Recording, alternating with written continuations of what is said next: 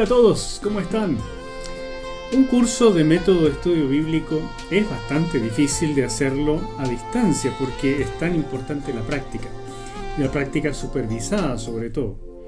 Pero, dado esa condición, espero que estén aprovechando lo que puedo transmitir de teoría a través de estos videos, porque es también muy necesario de todas maneras para poder hacerse una idea general de las cosas y que después puedan hacer las prácticas a través de las tareas que voy a ir dando en las clases que siguen. Así es que en esta clase número 3 nos vamos a dedicar al Nuevo Testamento. Y la verdad es que esta gran introducción que estoy haciendo, ya vamos en 3 clases, tiene que ver con qué es la Biblia. Y esto es realmente tan importante porque cuando después estemos estudiando métodos de cómo trabajarla, es tan importante lo que nosotros sintamos, lo que nosotros pensemos acerca del material que vamos a tener delante. Y por eso hoy nos vamos a dedicar a trabajar cómo se formó el canon de los 27 libros que componen el Nuevo Testamento. Como dije, es sumamente importante tener una clara concepción acerca de qué es el texto bíblico antes de meterle, ¿no es cierto?, como una cirugía, los métodos de estudio. Para mí, y espero poder transmitirles eso con mucha reverencia, con mucho respeto y con harto énfasis, para mí es la palabra de Dios. Es palabra revelada, es palabra inspirada, y por eso necesitamos este respeto, esta reverencia, este cuidado y sobre todo fe y obediencia al trabajarla. Bueno, como vimos en la clase pasada, en el Antiguo Testamento nosotros trabajamos ya este asunto del canon, ¿no es cierto? Y que en el siglo I, cuando fue escrito el Nuevo Testamento, lo que los autores bíblicos del Nuevo Testamento llamaban las Escrituras se refería al Antiguo Testamento. Y aquí les traigo la compilación que se usa hoy generalmente del Antiguo Testamento hebreo, que se llama Biblia Hebraica y Stuttgartensia, ¿no es cierto?, de la ciudad de Stuttgart, en Alemania, pues los alemanes han hecho siempre una enorme contribución en esto de la recopilación y los estudios bíblicos. Y, por supuesto, en el Nuevo Testamento, la Septuaginta era esta traducción al griego del Antiguo Testamento hebreo, que era lo que más se usaba, dado que el hebreo no estaba tan en uso en todas partes. Por supuesto, en Judea, en Jerusalén, pero ni aún en Palestina estaba en todas partes tan diseminado el uso del hebreo. En cambio, así lo era el griego, que dominó gran parte del Medio Oriente después de las conquistas de Alejandro Magno. Así que la Septuaginta, que ya vimos en la clase pasada, esta traducción al griego del hebreo, ¿no es cierto?, era lo que se usaba generalmente, porque también, por supuesto, no me cabe duda de que muchos discípulos y apóstoles conocían perfectamente el hebreo. En un sentido, poseemos más certificación del canon del Antiguo Testamento que del Nuevo, porque el Señor Jesús usó y citó el Antiguo Testamento como palabra de Dios. Y eso para nosotros es absolutamente definitorio. O sea, nuestro Señor, el mismo que dijo que Él era el Mesías, el mismo que dijo que moriría en una cruz y resucitaría al tercer día y cumplió todo aquello, Él mismo dijo que el Antiguo Testamento, y lo citó en todas partes, era palabra de Dios. Entonces con eso es la certificación final para nosotros. Aún así, vimos en la sesión pasada que hay muchas otras vías por las cuales podemos acercarnos y darnos cuenta de lo que es realmente el Antiguo Testamento como palabra. Pero comienzo diciendo esto: como el Señor la citó con este nivel de autoridad, bueno, para nosotros es muy claro. Sin embargo, el propio Señor Jesús también anunció la formación del Nuevo Testamento como palabra de Dios. Por ejemplo, en Juan capítulo 14, versículo 26, dijo: pero el Espíritu Santo, a quien el Padre enviará en mi nombre, los consolará y les enseñará todas las cosas y les recordará todo lo que yo les he dicho. Esto es una profecía, algo que se cumplió después de la venida del Espíritu Santo en Pentecostés, y de ahí en adelante el Espíritu vino a trabajar con los discípulos para que fuesen elaborados estos documentos tan preciosos que tenemos, estos 27 documentos en el Nuevo Testamento. Y Él les puso este sello de inspiración divina, el Espíritu Santo. Eso lo anunció el Señor Jesús y se cumplió. Lo mismo dijo en Juan, el mismo Evangelio de Juan, capítulo 16, versículo 13. Pero cuando venga el Espíritu de verdad, Él los guiará a toda la verdad, porque no hablará por su propia cuenta, sino que hablará todo lo que oiga y les hará saber las cosas que habrán de venir. Eso es lo que hizo el Espíritu en efecto, y yo estoy seguro que los discípulos no tenían en mente que esto se transformaría en libros que al final serían compilados y colocados juntos en lo que hoy llamamos el Nuevo Testamento. Ellos no estaban pensando en eso, no era parte de su proyecto. Para ellos el tema era simplemente hacer lo que el Señor les dijo. Vayan por el mundo, hagan discípulos, enséñenles todas las cosas que yo les he enseñado, bautícenlos, etc. Esa era su mentalidad, así comenzaron. Y cuando empezaron a notar que la iglesia crecía enormemente, y no solamente en la región de Palestina, y que esto se estaba volviendo algo mundial, como el mismo Señor Jesús les anunció, y ellos se daban cuenta que, por supuesto, ellos mismos no daban abasto y que tampoco eran eternos. Y además, el reino del Señor no venía todavía, sino que habría una espera, como el mismo Señor Jesús les dijo. Entonces, de a poco, empezó a surgir la necesidad de poner por escrito estas cosas. Y eso es lo que vamos a estudiar un poco hoy día, y les voy a recomendar también dónde verlo con más cuidado. El Nuevo Testamento fue escrito en griego, y ese que les muestro ahí en pantalla es lo mismo que tengo acá, algo que puede comprar cualquier estudiante de griego hoy día, ¿no es cierto? Las sociedades bíblicas lo han publicado, ahí está, en el griego koiné original, y con todo el aparato crítico, un Nuevo Testamento ecléctico, porque se llama así porque es un estudio de todos los documentos que se conocen, y entonces se han colocado las lecturas más probables y se coloca un aparato crítico abajo para determinar con qué seguridad tenemos de que lo que tenemos hoy en día, con qué seguridad se asemejaría al original. Y la verdad es que los estudios nos han permitido saber que prácticamente es idéntico al original, lo que tenemos hoy como copia, más de un 98%, y que ninguna doctrina fundamental es por ningún motivo tocada por aquellos textos, pocos textos, que merecen alguna duda en cuanto a cuál habrá sido la lectura original. No puedo entrar en más detalles de eso, se llama crítica textual, y eso es un estudio fascinante, muy importante cuando uno trabaja la Biblia en términos del idioma original. Pero claro, en este curso de métodos de estudio lo vamos a hacer mucho más sencillo, porque no incluye un trabajo de estudiar griego, ni hebreo, ni nada de eso. Sería interesante, eso es para nivel de seminario, y yo les dije que el método de estudio bíblico es importantísimo para todo cristiano, pero que algunos son llamados a un poco más de erudición, un poco más de trabajo, y a ellos en seminarios, en universidades, por supuesto se les puede enseñar, necesitan aprender griego, hebreo y la exégesis en los idiomas originales. Bueno, continuamos. Esta es una de las láminas más importantes de esta clase de hoy día, el principio de canonicidad. Ese principio básico de la canonicidad del Nuevo Testamento es idéntico al del Antiguo Testamento, y se reduce a la inspiración divina. Es el reconocimiento, y por eso lo pongo en negrita, es el reconocimiento de esa inspiración lo que determina la canonicidad.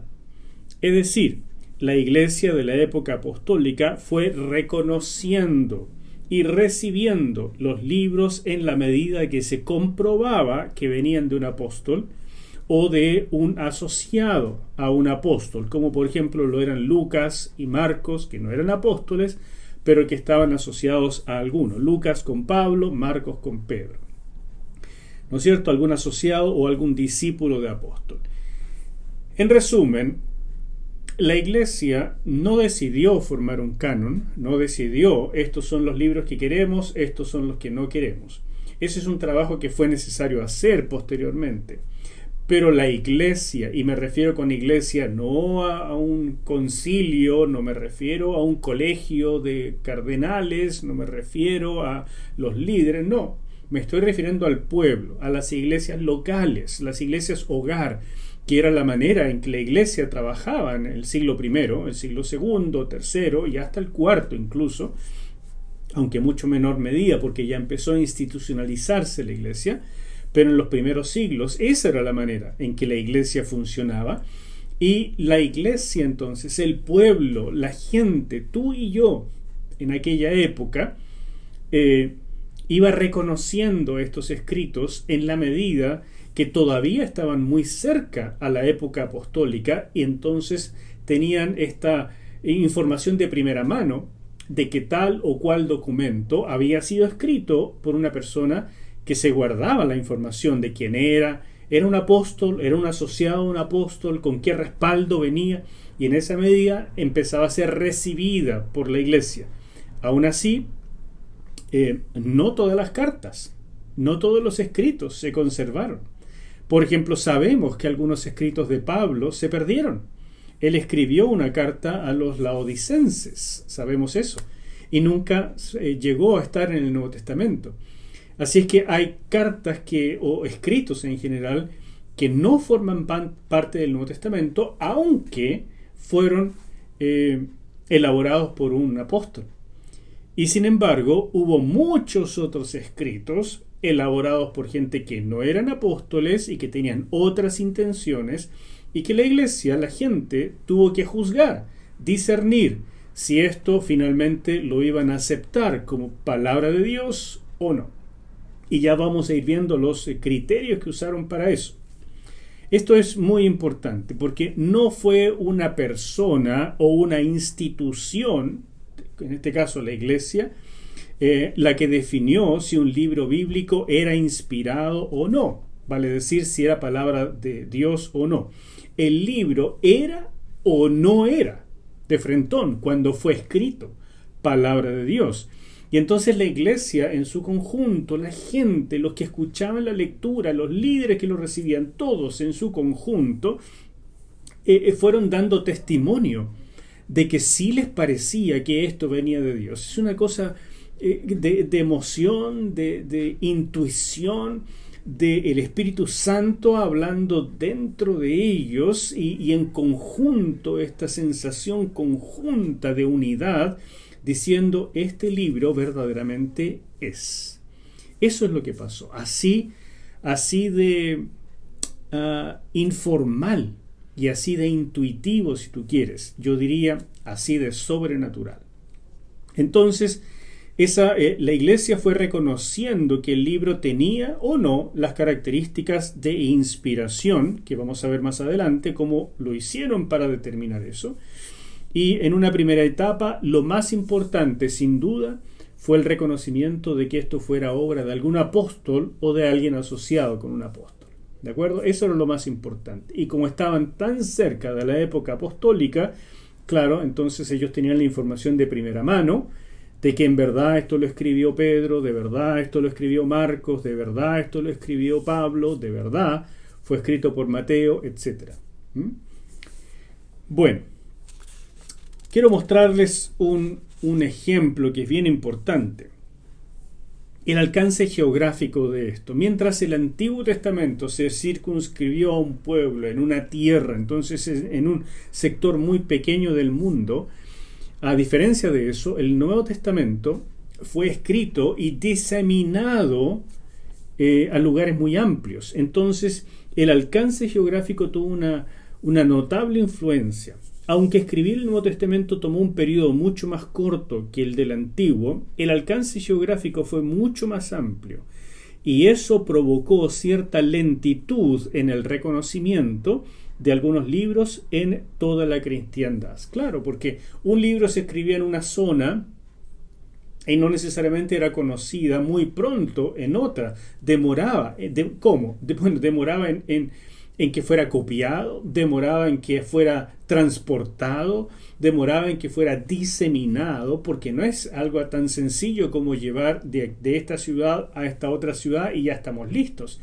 Es que todas las iglesias hogar en aquella ciudad pudieran llegar a tener conocimiento y alguna copia tal vez de tal escrito y poder leerlo y de esa manera saborearlo y ver qué pasaba. Todo eso fue llevando bastante tiempo. Las cartas de Pablo, que fueron sin duda los primeros documentos que se escribieron en el Nuevo Testamento, mucho antes que los evangelios, aunque a veces parece curioso y el orden del canon nos parece indicar que fueron los evangelios los primeros. Evidentemente, los evangelios hablan de la biografía, una forma de biografía de nuestro Señor Jesús, entonces claramente son anteriores al contenido de las cartas, de las epístolas. Pero en cuanto a cuándo se escribieron, la verdad es que fue bastante después. Mira, por ejemplo, acá. Pablo escribió a la iglesia en la región de Galacia, a los Gálatas, ¿no es cierto? Y hay dudas si escribió en el año 49 o en el 56, pero por ahí, en alguna de esas fechas. Primera de Tesalonicenses, más o menos en el año 51, desde Corinto hacia Tesalónica, mientras hacia los Gálatas la escribió desde Antioquía. Entonces, estamos en regiones muy separadas del mundo, también de ahí mismo, desde Corinto hasta Tesalónica, segunda de Tesalonicenses en el mismo año. Primera de Corintios la escribió desde Éfeso en el año 56 más o menos, y segunda de Corintios aparentemente en el año siguiente, y fue desde la ciudad de Filipos. La carta a los romanos la escribió desde Corinto en el año 58, mientras desde Roma escribió varias epístolas a los efesios, a la ciudad de Colosas, o sea, a los colosenses, y a la ciudad de Filipos, a los filipenses. Esas son las cartas de la prisión, y asimismo también la carta a Filemón, esas cartas de la prisión, porque Pablo estuvo encarcelado. Algunos piensan que fue en Éfeso, yo creo que fue en Roma, y desde allí entonces se dedicó a estas cartas tan importantes. Desde Éfeso escribió Primera de Timoteo, ya hacia el final de su carrera, porque Pablo murió más o menos en el año 64, 65, 66, a todo reventar, en ese lapso. Desde Filipo escribió hacia Éfeso, Primera de Timoteo, y también desde Filipos, Tito a la ciudad de Creta, a la isla de Creta, perdón, y desde Roma ya Segunda de Timoteo, la última carta, hacia Éfeso. Así que como te das cuenta, Pablo estaba moviéndose, era un misionero y desde distintos lugares fue escribiendo. Entonces las cartas eran dirigidas a una cierta ciudad, a una cierta iglesia base. De esa iglesia se esperaba que fuera distribuida en todas las iglesias hogar. Y Pablo se refería a la iglesia que está en Éfeso, por ejemplo, pero eran muchos núcleos de congregaciones más o menos conectadas, pero que aún así demoraba. Llegaba una carta, tal vez la iban pasando de lugar en lugar para que fuese leída, o directamente la empezaban a copiar para que todos tuvieran una copia, y de ahí, de que terminara de leerse en Éfeso hasta que pasara a otra ciudad, podía demorar bastante tiempo, meses, incluso tal vez más de un año, y eso provocaba esta demora que te estoy diciendo. Por tanto, no todos los documentos del Nuevo Testamento fueron conocidos por toda la iglesia al mismo tiempo, por ningún motivo, ni todos fueron aceptados precisamente porque no eran conocidos todavía igual de rápido. ¿Ya? Eso es algo que hay que tener en cuenta. Estamos hablando de que Pablo trabajó en Europa, trabajó en Asia Menor, que es este sector, y trabajó, por supuesto, ya en la creciente fértil, en el Medio Oriente, ¿no es cierto? Siria, Líbano, por acá abajo, Palestina, y aún un poco más allá, más o menos hasta Damasco llegó el trabajo en Siria, el trabajo de Pablo. Así es que este tema geográfico es sumamente importante, y cuando estemos hablando de los métodos de estudio, un método muy en particular, el método geográfico, va a ser de gran importancia. Así que hay que meterse eso en la cabeza, que la geografía de verdad que tiene una parte. Quiero hacerles una pequeña nota, ya recomendando algunos textos para ver con más detalle la composición de la mayor parte del Nuevo Testamento. Sugiero los cursos del Nuevo Testamento de la Escuela Ministerial y los libros que van asociados. O sea, aquí les estoy hablando de algo que es importante para que tengamos en cuenta en la medida que nosotros vamos trabajando los textos, pero definitivamente necesita un trabajo bastante más profundo. Y por eso les recomiendo esto. Para hablar de los Evangelios, Nuevo Testamento 1, la parte 1, que se llama también Introducción a los Evangelios. Para el libro de los Hechos está este otro que se llama Nuevo Testamento 2, los Hechos de los Apóstoles. Y para las cartas de Pablo, Nuevo Testamento 3. Y hasta ahora solo he logrado escribir el comentario a Gálatas, pero espero poder sacar textos pronto más importantes, más voluminosos, que contengan más información. Pero definitivamente esto lo recomiendo, es necesario que puedas trabajar con más profundidad, sobre todo si tú estás dirigiendo algún grupo de estudio, alguna congregación, necesitas saber mucho más que las personas a las cuales estás discipulando o pastoreando. Y para saber más no queda otra que estudiar. Entonces, la meta de esta escuela ministerial, este curso de métodos de estudio es parte de la escuela ministerial. La meta es proveer la mayor cantidad de recursos a un bajo costo. Incluso estos cursos son gratuitos. Los libros, por supuesto, tienen un costo, pero proveer lo mejor que se pueda, resumido, de una calidad suficiente, de una calidad profunda, pero al mismo tiempo entendible, en un lenguaje sencillo, para personas que no tienen tanto tiempo para sumergirse o irse a estudiar 2, 3, 4 años en un seminario fuera del país. Muy pocos tienen ese privilegio y por tanto esta es la meta que me he propuesto de proveerles el material. Pero hay un esfuerzo que hacer, de todas maneras. ¿Por qué fue necesario establecer el canon? Esa es una pregunta realmente importante. La presencia de sectas heréticas como el marcionismo, el montanismo y movimientos paganos como el gnosticismo, el maniqueísmo y otros exigieron a la Iglesia que definiera bien cuáles libros eran fuente de autoridad. Había que distinguir los libros sagrados de otros libros con matices religiosos, pero que no procedían de la misma fuente de revelación divina.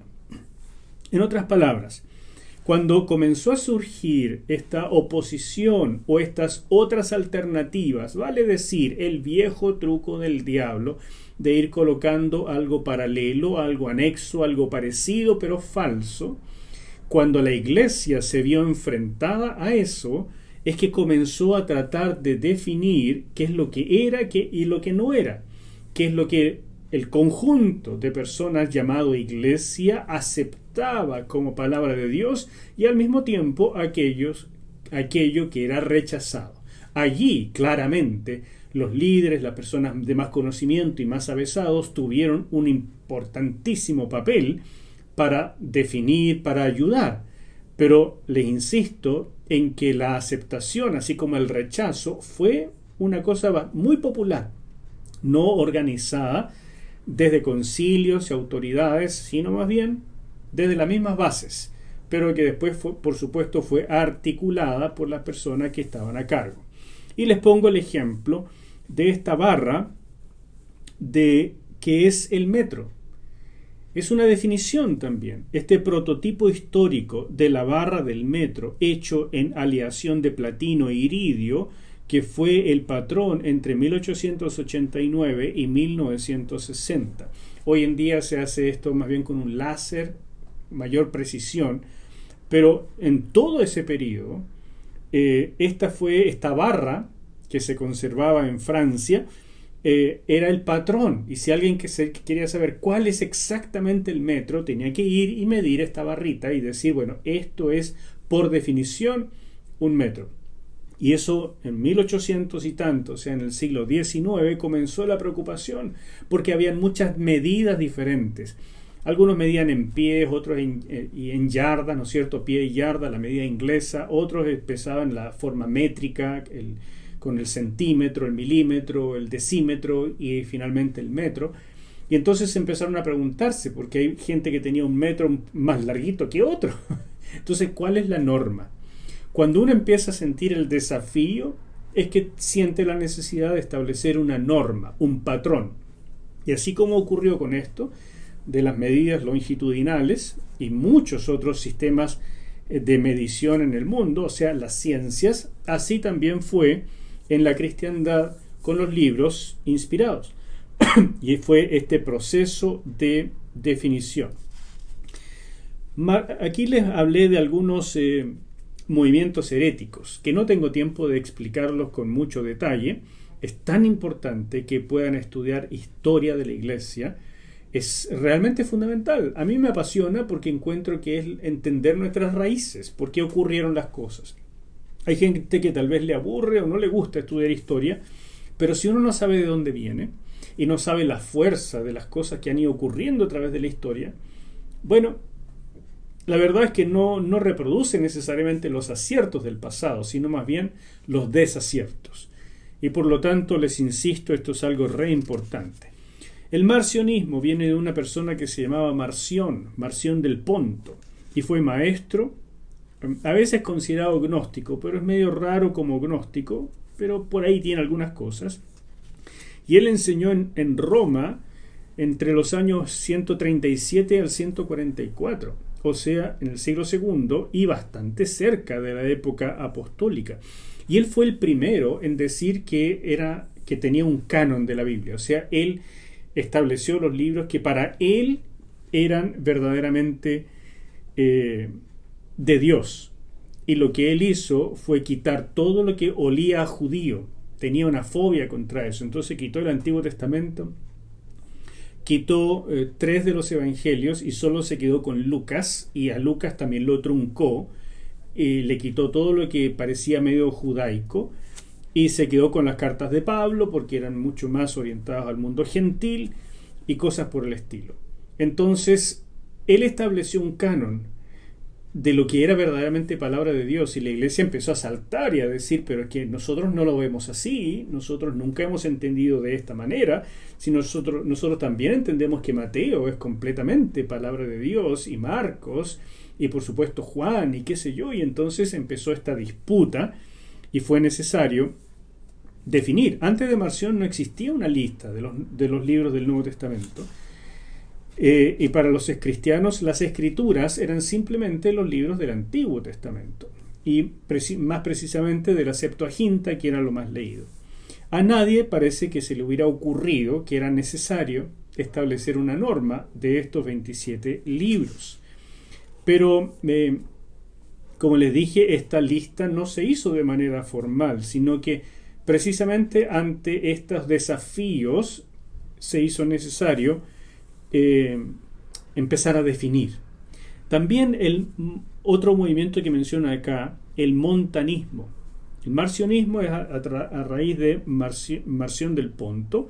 El montanismo es otro movimiento que surgió en Asia Menor alrededor del 150 después de Cristo, insisto, en el siglo II, bastante cerca de la era apostólica, y nació este movimiento como una especie de reacción a lo que Montano consideraba la frialdad intelectual en que se estaba metiendo la iglesia, y él tenía un fuerte énfasis en la búsqueda de las cosas sensoriales, experienciales, sobrenaturales, lo cual yo encuentro que no tiene nada de malo, es necesario. Si Dios existe, y por eso somos cristianos, es evidente que queremos tener un contacto con Él, y no estamos teniendo un contacto con otro hombre, sino con un ser divino, sobrenatural, y cosas van a pasar si nos ponemos en contacto. Lo vemos a través de toda la Biblia, cuando la gente tuvo contacto con un ángel, con un mensajero del Señor, con el Señor Jesús mismo, con el Señor resucitado. Fue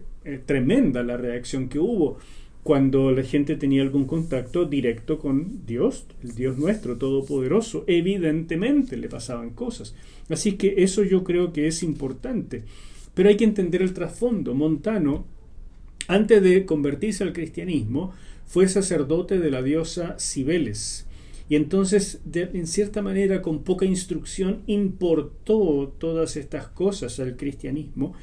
Y él realmente tenía mucho énfasis en las experiencias extáticas, como salir de uno mismo, como tirar los ojos para atrás, ¿no es cierto?, y quedar en éxtasis, en frenesí, en visiones, en profecías, en hablar en lenguas.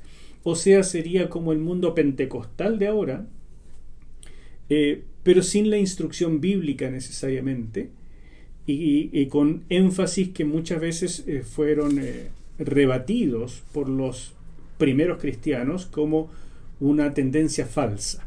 Así que, insisto, yo no tengo nada en contra del mover del Espíritu Santo, por el contrario, para mí eso es algo completamente real.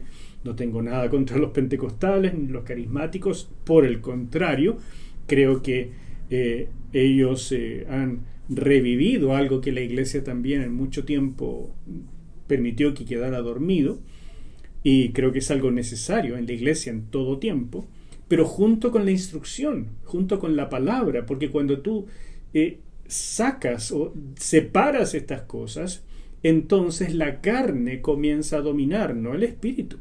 Nosotros somos tendientes siempre a lo carnal, no a lo espiritual. Y lo que controla lo carnal es la instrucción divina. El Espíritu Santo viene a guiarnos a la verdad, y cuando a través de estos éxtasis o estas cosas vamos saliéndonos de la verdad, no es el espíritu el que nos está guiando, sino otro espíritu. Entonces tienen que ir estas cosas juntas, y la iglesia reaccionó al movimiento montanista y lo declaró hereje. Y lo mismo entonces con las declaraciones de Montano y sus profetisas, que él siempre estaba con ellas. Él trabajó mucho en una aldea en Papusa, en Frigia, y él anunció que el reino milenial iba a ser instaurado allí donde él estaba. Así es que este tipo de cosas, este tipo de manifestaciones que salían de lo que el conjunto de la iglesia entendía y aceptaba como verdadero, hicieron necesario, junto con otros movimientos, la instauración del canon. Aquí les muestro un ejemplo. Mira esta larga lista de los apócrifos o los pseudoepígrafos relacionados de una manera u otra con los evangelios. Esto se estudia en el libro que ya les mencioné, Nuevo Testamento 1, la parte 1, Introducción a los Evangelios. De hecho, esto es una copia de una tabla que está en ese libro. Y aquí tienen un resumen. No voy a trabajar ahora los otros hechos, ¿no es cierto? Porque hay hechos de Pedro, hechos de Tomás, hechos de aquí y acá. Aparte de hechos de los apóstoles, hay también epístolas de todo tipo. Y también hay evangelios de todo tipo, que empezaron a surgir siglo II en adelante. O sea, evidentemente no eran de los apóstoles, pero se llaman pseudoepígrafos, o sea, pseudo, firmados por alguien con un nombre, ¿verdad? Haciéndose pasar, en otras palabras, por un apóstol o alguien relacionado con un apóstol, pero que en realidad no era, porque ya estaban evidentemente muertos esas personas. Mira acá, estos que están en negrita los menciono. Esta lista tú la puedes tener. Recuerda que siempre puedes bajar el PDF de estas clases que están un poquito más abajo, donde dice mostrar más, Ahí tú aprietas y puedes bajar estos PDF para que te queden como respaldo, como información o como ayuda para estudiar. Bueno, mira por ejemplo, el Evangelio de Judas. Se hizo un documental muy importante donde Judas, en este caso, en este Evangelio, es el que mejor comprendía a Jesús y le hizo un favor al venderlo a las autoridades romanas para que lo crucificaran, porque era la única manera que entonces se manifestara el verdadero Jesús que había allí. Es un evangelio gnóstico, falso. Aquí hay otro, el de María Magdalena, el de Felipe.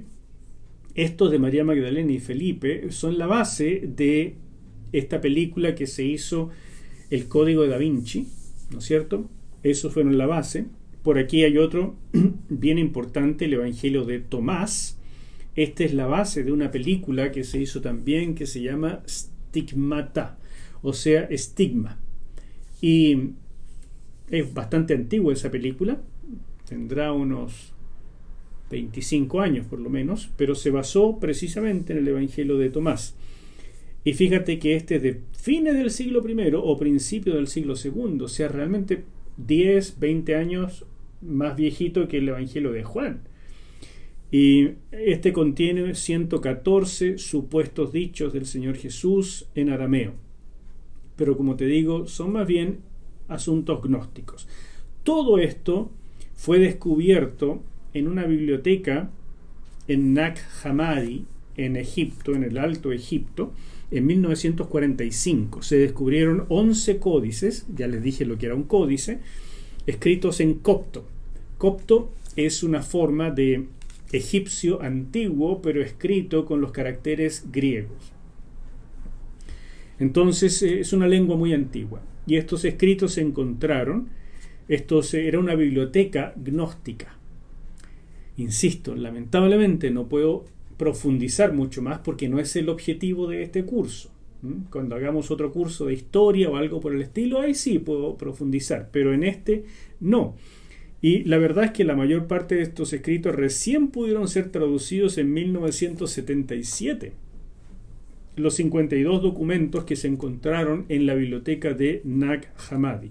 11 códices, en total 52 documentos, donde están la mayoría de estos evangelios, supuestos evangelios. Entonces imagínate, la iglesia en el siglo II se empezó a ver enfrentada no solamente a movimientos heréticos, sino también a documentos heréticos que iban surgiendo, sobre todo del movimiento gnóstico, y que competían, porque usaban los mismos nombres, usaban los personajes, hablaban de Jesús y le atribuían una serie de cosas que la verdad es que los evangelios verdaderos, los canónicos, los 4 que tenemos, no dicen para nada. Entonces la iglesia se vio enfrentada a estas cosas. Y esos evangelios evidentemente llenaban vacíos que los otros evangelios no mencionaron porque no eran del interés de la revelación de Dios para la iglesia. Vacíos como, por ejemplo, ¿qué pasó con Jesús en los primeros años de su vida? Solo tenemos un dato de cuando tenía 12 años y de ahí hasta que nació y de ahí para adelante nada tampoco. Entonces, ¿qué pasó? Algunos dicen que fue a estudiar a la India. Hay un evangelio que lo dice esto, ¿verdad? Otro, ¿qué pasó en la niñez de Jesús? ¿Hizo milagros o no? Ya cuando estaba en el ministerio, ¿tuvo alguna relación, algún tipo hizo pareja con María Magdalena, que se ve tan cercana a él? ¿Qué pasaba con eso? Etcétera, etcétera. O sea, mis queridos, estos evangelios llenan estos vacíos, esta curiosidad de la gente que siempre ha existido, no solamente en el siglo I, II y III, sino en toda la cristiandad. Todos quisiéramos saber esas cosas, pero no es cosa de sentarse e inventarlo, ¿ya? Y alguno de estos evangelios tal vez contenga algún dato histórico correcto, pero no tenemos cómo saberlo. La mayor parte es un invento con intención, algo tendencioso para mostrar una forma de verdad paralela al cristianismo, y que fue el cristianismo gnóstico, cristianismo entre paréntesis o entre comillas, o si no directamente gnosticismo. Bueno, si quieren estudiar más ya saben dónde encontrarlo. El periodo de reconocimiento en la historia de la iglesia es lo que vamos a ver, y son 4 etapas. La primera fue la etapa apostólica en que se escribieron, más o menos del año 50, como dije, hasta el año 100. Allí es cuando se escribieron los documentos. Y, ¿no es cierto?, empezaron a ser copiados y diseminados. Después viene una segunda etapa en el siglo II, la primera parte, la mitad del siglo II, del año 100 al 150, que en la medida que se iban haciendo conocidos estas cosas, y fíjate que hoy con Internet en segundos puede llegar un documento a todas partes del mundo. Pero en aquella época podía tomar 50 años o más hasta que un documento fuera conocido en vastas regiones. Bueno, y en la medida que eran conocidos comenzaron a ser citados como autoridad. Y ahí está el punto. Cuando la cristiandad empezaba a darse cuenta de estos documentos y los empezaban a citar. Porque hasta entonces solamente las escrituras del Antiguo Testamento eran llamadas escrituras. Y tú lo ves en el Nuevo Testamento. Los apóstoles dicen, está escrito. Entonces se refieren al Antiguo Testamento como palabra de Dios. Pero cuando después los discípulos de los apóstoles y los discípulos de los apóstoles, y así en adelante, o sea, los padres de la iglesia, empezaban a citar ya no solamente el Antiguo Testamento, sino los escritos de sus maestros, vale decir, de los apóstoles, y empezaron a decir, está escrito. Empezaron a decir, es palabra de Dios. Y ellos entonces se estaban dando cuenta de que estaban colocando a la par el Antiguo Testamento con estos documentos nuevos que venían ahora de los apóstoles y que empezaron a llamar Nuevo Testamento. Una tercera etapa fue el reconocimiento oficial y vino hacia el final del siglo II, o sea, del año 150 al 200 aproximadamente. Eran reconocidos como escritura junto al Antiguo Testamento y comenzaron a ser traducidos a otros idiomas. Surgieron los primeros comentarios de los libros bíblicos y aparecieron otros escritos espurios. Esta es la época en que se escribieron estos pseudoepígrafos, tanto del libro de los Hechos como de las epístolas paulinas o petrinas o de cualquier otro, y sobre todo de los evangelios, como eso que les mostré en la tabla anterior. De esos hay hartos. ¿Ves esta tabla? Lo mismo para Pablo, lo mismo para las otras cosas. Esos se llaman pseudoepígrafos. En esta época, a fines del siglo II, comenzaron a salir, mientras los documentos del Nuevo Testamento también empezaban a ser evaluados, citados y reconocidos. Cuarta etapa y final. En el siglo III ya comenzó el desarrollo y el proceso de selección y separación de la literatura cristiana de lo otro, de lo falso. Y los padres de la iglesia del siglo IV proclaman entonces que ya habían llegado a un consenso y el canon de 27 libros se hizo fijo, recién en esta etapa. En el Nuevo Testamento nunca hemos tenido esta diferencia con la Iglesia Católica de si hay más o menos libros, a diferencia de lo que ocurrió con el Antiguo Testamento, como te dije, porque allí hay algunos libros, algunos apócrifos o deuterocanónicos que fueron agregados ilícitamente, la verdad, inadecuadamente, y que para nosotros no debe ser, porque nosotros nos apegamos al texto masorético. Bien, pero en el Nuevo Testamento nunca pasó eso, y en toda Biblia, sea católica o sea evangélica, es exactamente el mismo Nuevo Testamento. Veamos con un poco más de detalle. La primera etapa, la etapa de escritura, se escribieron los originales y comenzaron a ser copiados y diseminados. Jesús dijo en los evangelios que sus palabras no pasarían, y eso fue vital, ¿no es cierto? En Primera de Tesalonicenses 5:27, Pablo felicita a los tesalonicenses por la pronta aceptación de la palabra de Dios. O sea, Pablo está consciente de que él está escribiendo algo inspirado por Dios. Y lo dice con todas sus fuerzas, con la misma fuerza con que Jesús dijo, yo estoy hablando palabra de Dios, por eso no va a pasar jamás. Esa era la fuerza con que los escritores originales, o en este caso Jesús no escribió nada, pero él iba diciendo estas cosas, y los que recopilaron sus dichos, sus escritos, sus enseñanzas, ellos sabían que estaban hablando o escribiendo algo con esa envergadura de palabra de Dios. En 2 de Pedro, capítulo 3, versículo 15 y 16, Pedro coloca las cartas de Pablo a la par de las demás escrituras. Se las compara directamente con el Antiguo Testamento. Y eso, otra vez insisto, es la marca de la autoridad que los mismos autores ya sabían que tenían lo que estaban escribiendo. En el año 95, Clemente de Roma escribió a los Corintios y citó material de Mateo, Lucas, Romanos, 1 Corintios, Efesios, 1 Timoteo, Tito, 1 de Pedro, y lo hace como citando escrituras. Fíjate, antes que terminara el siglo I, ya ocurre este fenómeno, que se están dando cuenta los padres de la iglesia de que ellos, al citar los escritos de los apóstoles, estaban citando escritura, vale decir, palabra de Dios, igual como si citaran Antiguo Testamento. Y a la vez, estos primeros padres de la iglesia, Clemente de Roma, uno de los más antiguos, lo que ellos escribían, se daban cuenta que lo colocaban como otra categoría. No tenía el mismo peso que lo que ellos citaban, vale decir, las cartas de los apóstoles. La segunda etapa, la etapa de circulación en el siglo II, la primera mitad. En este periodo los escritos del Nuevo Testamento circularon entre la mayoría de las iglesias locales, en medio de las dificultades propias de la época, las grandes persecuciones.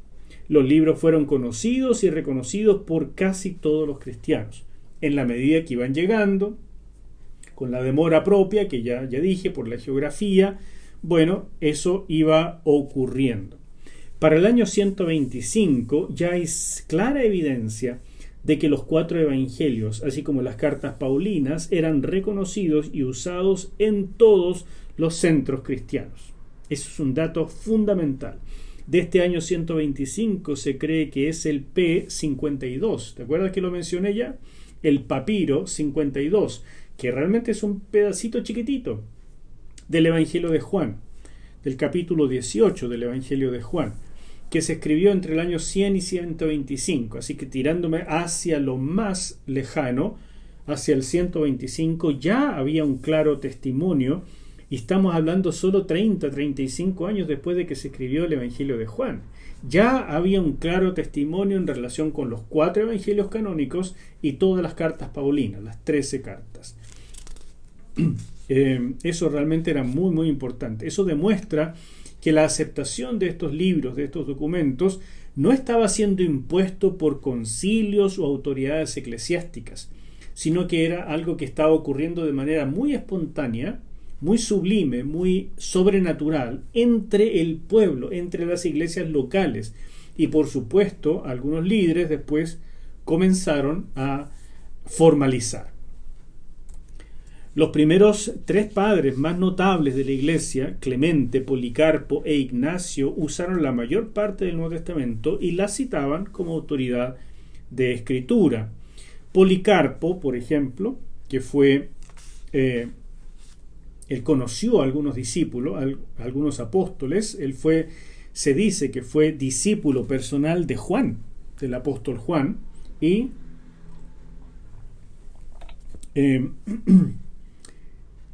él, ¿no es cierto?, en su epístola a los Filipenses, en el capítulo 12, versículo 4, dice, según dicen las Escrituras, y está citando a Pablo. Entonces, si tú miras, por ejemplo, en un escrito como la historia de la iglesia de Eusebio, siglo IV, la verdad es que vas a encontrar muchos de estos testimonios de citas cruzadas, de cómo citaban a los primeros cristianos las escrituras. Entonces recomiendo este tipo de libros de historia, ¿verdad? Es tan importante que nos podamos llenar de buena literatura y de un buen conocimiento, no para tener una super cabeza y que el corazón se apriete y nos vuelva un poco sensibles, no.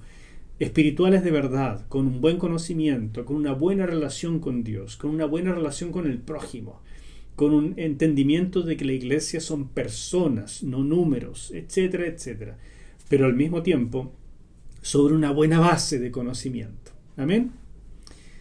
Bueno, Papías, otro escritor muy importante, Marción, que fue un hereje, ya vimos, ¿no es cierto?, que él fue realmente importante en la formación del canon, obligó a esto.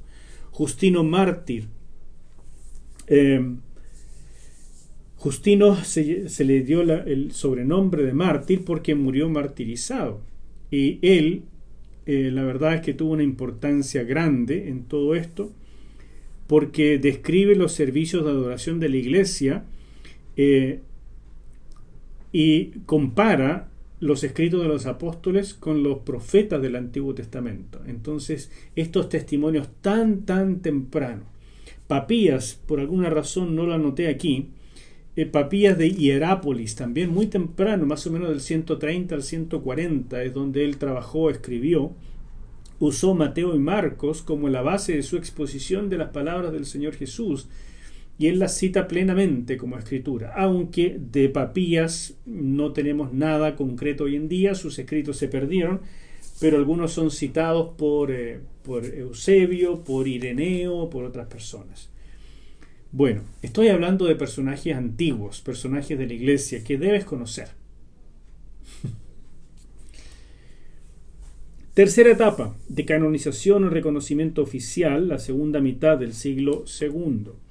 En este periodo los cristianos evaluaron la literatura cristiana existente para considerar cuáles libros debían reconocerse oficialmente, y la cantidad de literatura evaluada es enorme. Solamente te mostré un poco de los evangelios, pero es grande. De ahí la importancia de esta etapa, porque lamentablemente no solamente circulaban las buenas cosas, o sea, los 27 libros, sino también los libros heréticos. Y la iglesia tenía que verlos, y algunos se confundían, evidentemente, y aceptaban algunas cosas de estos libros heréticos, y se producía esta mezcla de enseñanzas que no le hace bien a la iglesia. Ireneo de Lyon fue un hombre muy importante. Ireneo fue discípulo de Policarpo, y si Policarpo fue discípulo de Juan, imagínate de qué estamos hablando. Y cuando él fue presbítero en Lyon, en Francia, tuvo asociación con el obispo Potinio, que también tuvo contacto con la primera generación de cristianos, o sea, los primeros discípulos de los apóstoles. Estamos hablando de 100 años después de los apóstoles, entonces estos son como los nietos de los apóstoles, espiritualmente hablando. Y cuando llegamos hacia el final de esta etapa, nos encontramos con este personaje tan importante, Atanasio, obispo de Alejandría, entre el año 328 y el 373, o sea, segunda mitad del siglo IV, fue el primer escritor que llamó canon a la lista de 27 libros del Nuevo Testamento, idéntica a la que conocemos hoy, y dicha lista aparece en la 39ª carta pascual de Atanasio y data del año 367 después de Cristo. Vale decir, en la Pascua del año 367, y recuerda, lo digo sobre todo para Chile, porque aquí tenemos la pésima costumbre de llamarle Pascua a la Navidad. No, Pascua es la Pascua judía, donde celebramos Semana Santa, porque el Señor Jesús murió en una Pascua judía. Bueno, en la Pascua del año 367, Atanasio, en esta carta pascual, él fue el primero que hizo la lista oficial de los 27 libros. El primero que lo llamó canon, por así decir. Pero ya insisto, todo esto se venía trabajando hace siglos antes. No fue él el que la definió, no fueron los concilios. Él simplemente en una carta importante que se conserva fue el primero en llamarlo. Este es el canon que la iglesia ha aceptado ya por tiempo. Y él fue muy importante en decir, miren, este es de verdad y por favor rechacen, pongan aparte todas las cosas que no se ajustan a este canon. Es interesante que sepas que los libros que tuvieron la aceptación más tardía son precisamente los que están hacia el final de nuestra Biblia. Vale decir, de Hebreos hacia adelante, hasta Apocalipsis, son los libros que tuvieron más dificultad en ser aceptados, los que más demoraron. Principalmente porque fue más difícil saber quién era el autor. Por alguna razón no se conservó con tanta claridad eso. Y algunos entonces tuvieron dudas si esto venía realmente de un apóstol, si era digno de aceptar. Hebreos costó para ser aceptado, la epístola de Santiago también, segunda de Pedro fue la última, Judas, la cartita cortita de Judas, todo eso demoró muchísimo. Y todo esto, insisto, fue en épocas turbulentas del cristianismo. Ya en la época de Atanasio, el cristianismo era aceptado después del edicto de tolerancia en el año 313. Ya no era tanta la turbulencia, no eran tantas las persecuciones, pero no me malentiendas, Atanasio fue duramente perseguido por distintos emperadores y por distintas autoridades, porque el cristianismo todavía, el verdadero, todavía vivía una etapa muy, muy compleja. Y por supuesto, el cristianismo, para no pasarla tan mal, comenzó a aliarse cada vez más con el Estado, y ahí es donde empezó a corromperse. Atanasio fue muy importante también en el concilio de Nicea, año 325, donde se hablaron de doctrinas sumamente importantes, y también el canon fue algo trabajado, pero no en la forma que vamos a ver ahora. En los siguientes concilios es cuando eso se trabajó mucho más y se terminó de definir. En el concilio de Nicea, citado por el emperador Constantino, él empezó a decir, ¿saben qué? Ya necesitamos saber en el cristianismo cuáles son los libros oficiales. Entonces él puso esta exigencia, por así decir, y los puso a trabajar. De hecho, a Eusebio, que era el historiador, por así decir, del cristianismo en esta época, se le dio esta tarea de producir este material y diseminarlo, hacer las copias necesarias y distribuirlo como algo oficial. Cuando la iglesia fue dominada por el Estado romano, evidentemente empezó a tener estas rigideces y necesidades de oficializar todo. Pero como dije, el proceso fue mucho más natural, mucho más sublime y más largo que eso. Esta es la etapa final. Y en la etapa final se oficializaron cosas, pero no se obligó a que esto fuera así. La etapa 4 de ratificación continuó a partir del siglo III. El consenso de la Iglesia era evidente. Empezaron a circular listas de libros más o menos completas y se celebraron concilios locales y generales donde fue ratificado, ahí sobre el C, fue ratificada la lista de 27 libros del Nuevo Testamento. En la Odisea, en la ciudad de la Odisea, se celebró un concilio en el año 363, donde se habló de los libros canónicos. En el año 393 se celebró otro concilio en Hipona, de ahí donde viene el gran Agustín de Hipona, donde se reconocieron localmente los 27 libros del Nuevo Testamento. Por fin en Cartago, año 397, se celebró un concilio que ratificó oficialmente los libros ya reconocidos en consenso por la Iglesia. En resumen, los concilios no crearon ni autorizaron la lista de libros, tampoco la aprobaron, simplemente la reconocieron como el consenso que venía dándose en la Iglesia por ya siglos. Y esa ratificación, esa oficialización, claro, corresponde a los concilios. Pero es una tergiversación histórica decir que los concilios dijeron, a ver, estos son los libros que nos convienen, es más, vamos a producir estos libros para que sean, que digan lo que a nosotros nos conviene para tener al pueblo oprimido y nosotros ser los líderes y tenerlas todas.